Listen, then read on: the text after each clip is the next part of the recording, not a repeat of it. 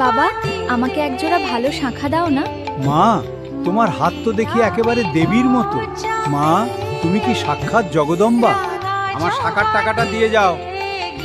আমার পেছনে আসো।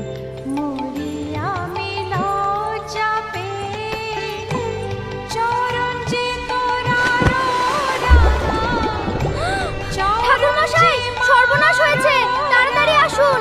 নতুন বউ পুকুরে ডুবে গেল। সে কি? আমার কাছে শাখা নিয়ে বধূ বেশে? বউটি তাহলে কে ছিল?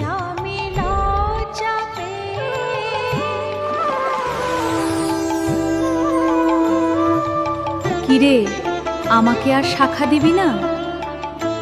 মা,